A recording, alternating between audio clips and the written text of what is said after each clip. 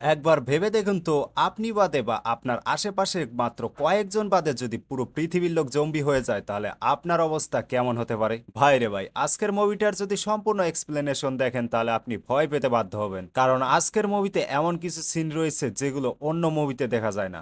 So hello movie lovers, আজকে আমি explain করতে যাচ্ছি ট্রেন টু বুসান নামে একটি কোরিয়ান জম্বি মুভি। আর এই মুভিটি এখন অবধি যে যে দেখেননি তারা আমার এই এক্সপ্লেনেশনটা দেখার জন্য একেবারে প্রস্তুত হয়ে যান, কারণ আমি কথা দিচ্ছি এই এক্সপ্লেনেশন দেখে আপনার সময় একেবারেই নষ্ট হবে না। তো মুভির একদম শুরুতে আমরা একজন মিনি ট্রাকের ড্রাইভারকে দেখতে পাই, তার গাড়ি সহ তাকে স্যানিটাইজ করে পরবর্তী গন্তব্য রাস্তার জন্য পারমিশন দেওয়া হয়। আর কিছু দূর যাওয়ার সাথে সাথে একটি হরিণের সাথে তার ট্রাকের দুর্ঘটনা হয়ে যায়, আর এই দুর্ঘটনায় হরিণটি মারা গেলেও কিছুক্ষণ পরে দেখা যায় এই হরিণটি আবারও জীবিত হয়ে দাঁড়িয়ে যায়। তবে হরিণটি আগের মতো মোটেও ছিল না, কারণ এইবার তার চোখগুলো একেবারে ঘোলাটা হয়ে গেছিল, সাথে দেখতেও অনেকটা অদ্ভুত দেখাচ্ছিল। তা যাই হোক, এখানেই মুভির সিন কাট হয়ে যায়, আর নতুন সিনে একজন শেয়ার মার্কেটের ম্যানেজারকে দেখানো হয় যার নাম ছিল সিওকুক। সে তার জুনিয়র কলিগকে ডাক দিয়ে বলে, বায়োটেক কোম্পানির যত শেয়ার আছে সমস্ত শেয়ার বিক্রি করে দাও। তবে শিওকের জুনিয়র সমস্ত শেয়ার বিক্রি করতে একেবারে রাজি হয় না। তবে শিওক তার নিজের জায়গায় অটল থাকার কারণে তার জুনিয়র সমস্ত শেয়ার বিক্রি করতে বাধ্য হয়। তো যাই হোক, সেদিন রাতে শিওক তার মেয়ের বার্থডে পার্টির জন্য একটি উপহার কিনে বাড়ির দিকে রওনা হচ্ছিল। আসলে শিউক আর তার স্ত্রীর কয়েক মাস আগেই ডিভোর্স হয়ে গিয়েছিল, কিন্তু তার মেয়ে আর তার মা সহ এক বাসায় থাকেন তারা। আর যেহেতু আজকে তার মেয়ে সোহানের জন্মদিন ছিল, তাই সে গিফট কিনে যখন তার মেয়ের সামনে উপস্থিত হয়, তো তার মেয়ে তার গিফট দেখে আরো বেশি মন খারাপ করে ফেলে, কারণ ওই জিনিসটা তার গত বার্থডে গুলোতেও তার বাবা গিফট করেছিল, আর যেটা সোহানের একেবারে পছন্দ ছিল না। আর যেহেতু সোহান তার মার থেকে আলাদা থাকে, তাই তার বাবার কাছে বায়না ধরে সে তার মার সাথে দেখা করবে, এবং সেটা কালকেই। শেখ যেহেতু একটি শেয়ার মার্কেটের ম্যানেজার, তাই তার কাছে একেবারে সময় কম থাকে, যার কারণে তার মেয়েকে সে পর্যাপ্ত পরিমাণ সময় দিতে পারে না। তাই সে তার মেয়ের জন্মদিন উপহার হিসাবে আগামীকাল তার মেয়েকে তার মার সাথে দেখা করানোর জন্য বুসান শহরে নিয়ে যাবে। আর যথারীতি তার মেয়েকে নিয়ে তার পরের দিন ট্রেন স্টেশনের উদ্দেশ্যে রওনা দেয়, কিন্তু যাবার পথে তারা শহরের বেশ কিছু দুর্ঘটনা ঘটে যাওয়ার সম্মুখীন হয়। যাই হোক, স্বাভাবিক মনে করেই তারা বাবা মেয়ে দুজনেই ট্রেনে উঠে বসে, কিন্তু ট্রেন ছাড়ার পূর্বেই একটি মেয়ে বিনা টিকিটেই ট্রেনে উঠে যায়, আর এইটা কোনোভাবেই ট্রেনের কর্মীরা দেখতে পায় না। আর এই মেয়েটি ছিল তাদের ট্রেন যাত্রার সব থেকে বড় কাল, কারণ এই মেয়েটি তার পায়ে বেশ কিছু ক্ষত নিয়ে কোনো এক কারণে এই ট্রেনে উঠেছিল। এদিকে ট্রেন ছাড়ার কিছুক্ষণ পরেই সিওক ঘুমিয়ে পড়ে, তাই তার মেয়ে সোয়ান বাধ্য হয়ে একাই বাথরুমে যায়। আর এতক্ষণে পায়ে ক্ষত নিয়ে ওঠা মেয়েটি আরো অনেক বেশি অসুস্থ হয়ে যায় আর চিৎকার করতে শুরু করে। তাই সেখানে দাঁড়িয়ে থাকা একজন ট্রেনের মহিলা স্টাফ তাকে সাহায্য করতে যায়, কিন্তু ততক্ষণে সেই অসুস্থ মেয়েটি জম্বিতে পরিণত হয়ে গিয়েছিল, আর সাথে সাথে হামলা করে বসে সেই মহিলা স্টাফের উপর। আর চোখের পলকেই সেই মহিলাও যেন জম্বি হয়ে যায়, আর এইটা দেখার জন্য মোটেও কেউ প্রস্তুত ছিল না। আর সেই মহিলা স্টাফও জম্বি হয়ে আরেকজনকে হামলা করে বসে। এইভাবেই 1 থেকে 2, 2 থেকে 4 এরকম করতে করতেই এক মুহূর্তেই ট্রেনের পুরো বগি জম্বি হয়ে যায়। আর এইদিকে সিউকের ঘুম ভেঙে গেলে সে দেখতে পায় তার মেয়ে তার পাশে নাই, তাই তার মেয়েকে হর্ণভাবে খুঁজতে শুরু করে। খুঁজতে খুঁজতে সে বাথরুমের দিকে যায়, আর ঠিক তখনই তার মেয়ের উপরে জম্বি আক্রমণ করতে শুরু করে। আর এইটা দেখে সে তার মেয়েকে নিয়ে দৌড়ে পালাতে শুরু করে পিছনের এক নিরাপদ বগির দিকে, আর তাদের পিছনে ছুটে আসতে থাকে শত শত জম্বি। আর কোনোভাবে যখন সেই বগির ভিতরে গিয়ে দরজা লাগিয়ে দেয়, তো দরজা লাগানোর কারণে সে জম্বিগুলো আর ভিতরে আসতে পারে না, কিন্তু কাচের দরজার অপর পাশ থেকে মানুষদেরকে দেখে জম্বিগুলো অনেক চিৎকার করতেছিল। আর সেই বগিতে একজন গর্ভবতী মহিলা ছিল যার নাম ছিল শিয়ং। সে কাচের উপরে একটুখানি পানি ছিটিয়ে কাগজের পত্রিকা লাগিয়ে দেয়, যাতে করে জম্বিরা তাদেরকে আর দেখতে না পায় আর দরজায় এত বেশি ধাক্কাধাক্কি না করে। এইখানে এই গর্ভবতী মহিলার স্বামীর নাম ছিল স্যাং হাও।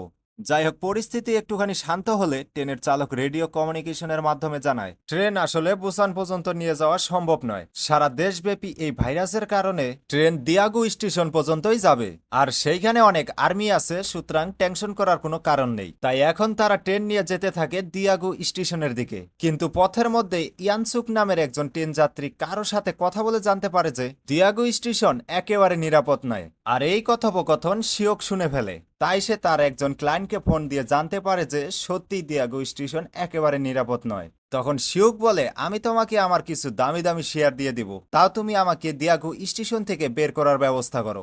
এই অফার পেয়ে সেই ক্লায়েন্ট জানায়, তাহলে তুমি দিয়াগো স্টেশনের মেন গেট দিয়ে না বের হয়ে বরং পূর্ব দিকের ছোট্ট গেট দিয়ে বের হয়েও সেখান থেকে আমি তোমাকে রিসিভ করব।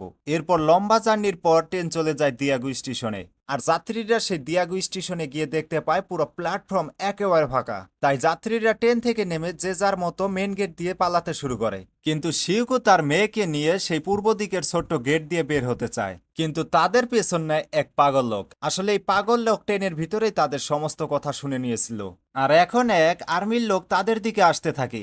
আর এইটা দেখে পাগল লোক আর শিউক দুজনেই দৌড়াতে থাকে সাহায্যের জন্য। কিন্তু তখনই তারা দেখতে পায় এক ভয়ঙ্কর সিন। আসলে ওই আর্মি অফিসারের পিছনে আরো অসংখ্য জম্বি আর্মি অফিসার আসছিল তাদেরকে হামলা করার জন্য। অন্যদিকে যারা মেইন গেট দিয়ে বের হচ্ছিল তাদেরকেও অসংখ্য জম্বি আক্রমণ করে বসে, আর প্রাণপণে সবাই বাঁচার চেষ্টা করে, আর অনেকে তো মারাও যায় এখানে। অন্যদিকে সোয়ানের উপরে একটি জম্বি হামলা করে ফেলে, আর ঠিক তখনই স্যাংহাও এসে সোয়ানকে বাঁচিয়ে নেয়। আর এই জম্বি হামলায় তাদের সাথে থাকা একটি স্কুলের একদল বেসবল প্লেয়ারদের সবাই মারা যায়, শুধুমাত্র ইয়াংগুক আর তার গার্লফ্রেন্ড জিনহি ছাড়া। আর এইখানে শেকু, স্যাং আর ইয়াংগুক জম্বিদের সাথে মোকাবেলা করে তাদেরকে কোনো মতে একটি বগির ভেতরে বন্দি করে রাখে, আর বাকি যাত্রীদেরকে টেনে ওঠার জন্য সাহায্য করে। আর জীবন বাঁচাতে ট্রেনের যাত্রীরা এক এক বগিতে এক একজন ঢুকতে থাকে। এদিকে ট্রেনের চালক সিইও ও ইয়ানসুকের সাথে আলোচনা করে যে বুসান শহরই একমাত্র নিরাপদ শহর, আর সেইখানে এখন পর্যন্ত ইনফেকশন ছড়ে পড়েনি। তাই তারা ট্রেন ছেড়ে দেয় বুসানের উদ্দেশ্যে। আর একদম শেষে দৌড়ে দৌড়ে ট্রেনে উঠে শেকু, স্যাং আর ইয়াঙ্গু।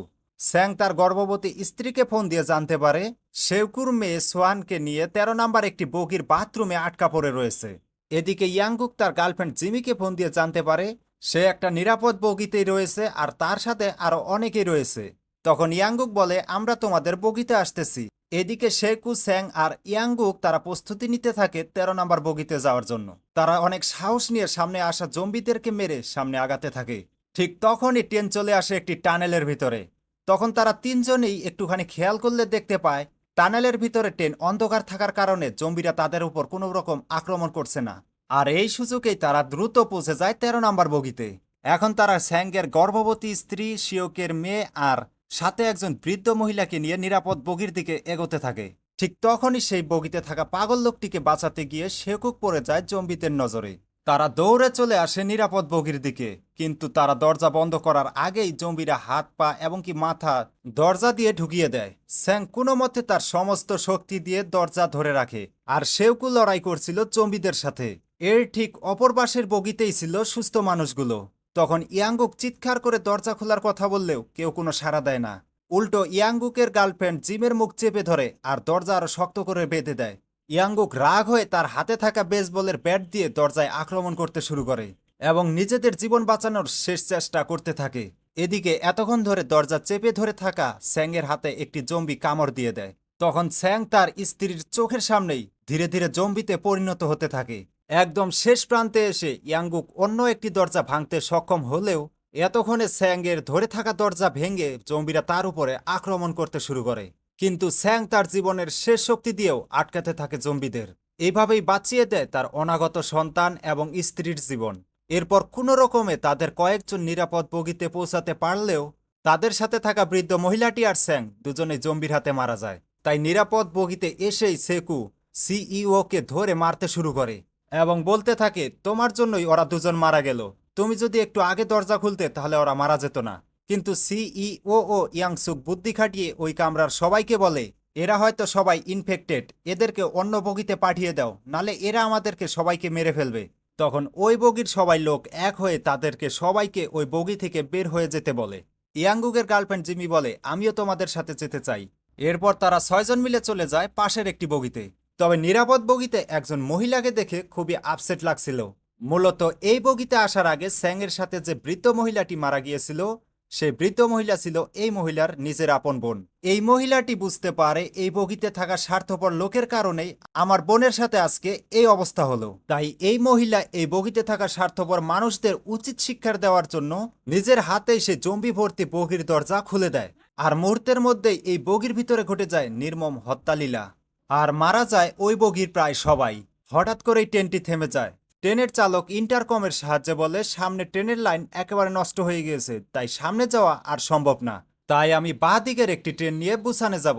যারা আমার এই কথা শুনতে পারছো বা বুঝতে পারছো তারা ওই ট্রেনে দ্রুত চলে আসো। তখন দেখা যায় ধ্বংসলীলা চলা ওই বগির ওয়াশরুমে সিইও ও ইয়াংসুক আর একজন ট্রেন কর্মকর্তা লুকিয়েছিল। ট্রেন চালকের এই ঘোষণা শুনে ইয়াংসুক তার সাথে থাকা ট্রেন কর্মকর্তাকে জম্বির দিকে ধাক্কা দিয়ে ওয়াশরুম থেকে দৌড়িয়ে বাঁদিকে ট্রেনের উদ্দেশ্যে পালিয়ে যায়। আর এইদিকে শেকু এবং বেঁচে যাওয়া অন্যরা সেই বাঁদিকে ট্রেনে উঠতে যাচ্ছিল। তখন হঠাৎ একটি জ্বলন্ত ট্রেন এসে তাদের সেই ট্রেনের সাথে অ্যাক্সিডেন্ট করে, যার কারণে তারা ভয় পেয়ে যে যার মতো ছুটতে থাকে। এরপর দেখা যায় ইয়াংগুক এবং তার গার্লফ্রেন্ড জিম বাঁদিকে ট্রেনে ওঠার জন্য একটি দরজা খুলছিল খুবই আপ্যায়নভাবে, কিন্তু হঠাৎই সেই ট্রেনের ভিতরে দেখা যায় সেই স্বার্থপর লোকটিকে। আর ওই লোকটি দরজা ভেঙে জিমের কাছে এসে জিমকে ধাক্কা দিয়ে ফেলে দেয় জম্বিদের মাঝে, আর নিজে সেখান থেকে পালিয়ে চলে যায়। কিন্তু ইয়াংগুক তার গার্লফ্রেন্ডকে এই অবস্থায় ফেলে যেতে চায় না। সে জানে তার গার্লফ্রেন্ড কিছুক্ষণের মধ্যেই জম্বি হয়ে যাবে। তারপরও ইয়াংগুক সেখান থেকে যায় না। এক পর্যায়ে জিম জম্বি হয়ে যায় আর ইয়াংগুকের ঘাড়ে কামড়ে নেয় এবং তাদের দুজনের যাত্রা এখানেই শেষ হয়ে যায়।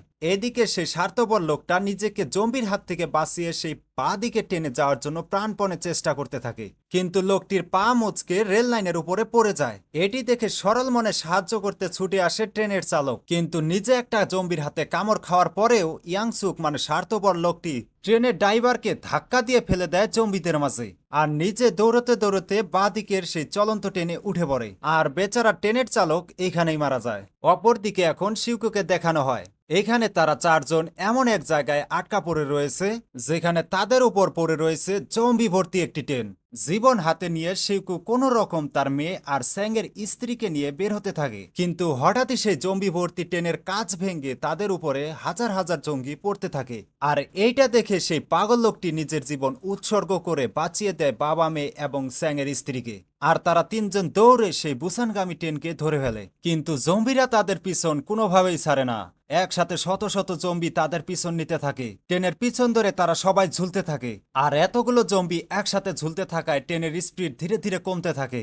অনেক কষ্ট করে শেউকু জম্বিদের হাতে লাথি মেরে মেরে ট্রেনকে সারাতে থাকে এবং এক সময় গিয়ে জম্বির হাত থেকে ট্রেনকে মুক্ত করে ফেলে। এরপর শেকু ট্রেন চালকের রুমে গিয়ে দেখে সেই স্বার্থপর লোকটি এতক্ষণে জম্বি হয়ে গিয়েছে। এরপর তার সাথে শেকুর এক ভয়াবহ ফাইট হয়। শেষমেশ শেকু সেই লোকটিকে ট্রেন থেকে ফেলে দিতে সক্ষম হয়, কিন্তু সেই লোকটি ট্রেন থেকে পড়ে যাওয়ার আগে শেকুর হাতে একটি কামড় দিয়ে যায়। তাই হাতের কামড় দেখে শেকু বুঝে যায় তার মেয়েকে ছেড়ে যাওয়ার সময় হয়ে গিয়েছে তার। তাই তার জ্ঞান থাকতেই তার মেয়েকে আর স্যাংয়ের গর্ভবতী স্ত্রীকে নিয়ে ট্রেন চালকের রুমে ঢুকিয়ে দেয়। কিন্তু সোয়ান তার বাবাকে কোনো মতেই ছাড়তে চায় না, চোখের জলে ভাসিয়ে হলেও তার বাবার সাথে থাকতে চায়। কিন্তু শেকুর তো আর কোনো সময় নেই, তাই তার মেয়েকে ছেড়ে সে একেবারে চলে আসে ট্রেনের শেষ প্রান্তে। এক পাশে মেয়ের আর্তনাদ আর আরেক পাশে বাবার জম্বি হয়ে যাওয়ার কষ্ট। শেকু কল্পনা করতে থাকে তার মেয়েকে প্রথম কোলে নেওয়ার সময়, আর একটু একটু করে তার মেয়ের বড় হওয়ার কথা। আর এসব স্মৃতি মনে করতে করতেই সে লাফ দেয় ট্রেন থেকে, নিজের মেয়েকে বাঁচানোর জন্য তার নিজের জীবন বিসর্জন দিয়ে দেয়। এরপর দেখা যায় ট্রেন পৌঁছে গেছে বুসানের স্টেশনে, আর সেখানে একদল আর্মি দেওয়াল তুলে বন্দুক তাক করে বসেছিল। আর্মিরা তাদেরকে শুট করার সিদ্ধান্ত নিয়েছিল, কিন্তু তারা ভালোভাবে দেখতে পায় এরা আসলে জম্বি নয় বরং মানুষ।